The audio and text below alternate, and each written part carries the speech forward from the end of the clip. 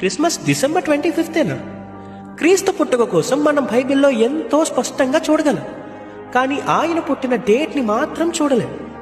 ఈ డిసెంబర్ 25ని క్రీస్తు శకం 4వ శతాబ్దంలో అంటే 4th సెంచురీలో ఆదిమ క్రైస్తవ సంఘం యేసుక్రీస్తు ప్రభుల వారి జన్మదినంగా అఫీషియల్ చేశారు. దీనికి ఎన్నో థీరీస్ ఉన్నాయి, కానీ వాటిలో కొన్ని మరియ మార్చి నెలలో గర్భం ధరించింది అని, సరిగ్గా 9 నెలల తరువాత అంటే డిసెంబర్లో యేసుక్రీస్తు ప్రభుల వారు జన్మించారు అని కొంతమంది అంటే, ఇంకొంతమంది ఆ కాలంలో డిసెంబర్ 25న జరిగే రోమన్స్ యొక్క పాగన్ పండుగ నుంచి, వారి యొక్క పాపం నుంచి వారి దృష్టిని క్రీస్తు జననం వైపు మళ్లించడానికే డిసెంబర్ 25th క్రిస్మస్ సెలబ్రేట్ చేస్తున్నారని అంటారు. ఇంకొంతమంది యేసుక్రీస్తు ప్రభుల వారికి సున్నతి చేసిన డేట్ యెరూషలేంలో వ్రాయబడింది అని, ఆ దినం నుంచి 8 రోజులు వెనక్కి వస్తే సరిగ్గా డిసెంబర్ 25th వస్తుందని, ఆ రోజే యేసుక్రీస్తు ప్రభుల వారు జన్మించారని కొంతమంది అంటారు.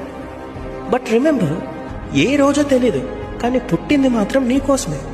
ఏ నెలో తెలీదు, కానీ వచ్చింది మాత్రం నీ కోసమే.